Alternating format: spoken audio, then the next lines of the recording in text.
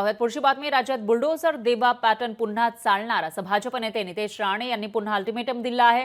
अनधिकृत मजार काढून टाका असंही नितेश राणे म्हणाले। अनधिकृत भोंग्या आम्ही सहन करणार नाही असंही राणेंनी म्हटलेलं आहे। तर हिंदुत्वाची भूमिका नितेश राणे हे वारंवार घेताना दिसून आले आणि आता त्यांनी राज्यामध्ये बुलडोझर देवा पॅटर्न चालणार असल्याचं म्हटलेलं आहे। त्यामुळे अनधिकृत मजार काढून टाका असं नितेश राणे म्हणाले। 23 पर्यंत तुमची टाइम लिमिट आहे। 23च्या नंतर आम्ही काय 5-10 बोंगे महाराष्ट्रात वाजायला जास्त देणार नाही। म्हणून जेवढा डोक्यात आहे तेव्हा अगोदर जेव्हा वेळ आहे तेव्हापासूनच मुल्ला मौलवींनी जी काय नाटके हे जे काय फतव्यांची नाटकं करायला सुरू केलेली, आमच्या महाराष्ट्रात फतवा चालला नाही, भगवाच चालला।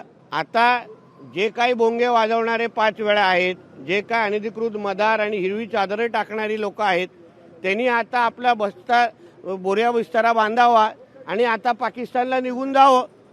नाहीतर उद्या अगर तुमच्या अंगावर चारी बाजूने अगर आमचे बुलडोझर चालायला सुरू होतील तेव्हा मग अल्लाह अकबर किंचाळत बसू नका।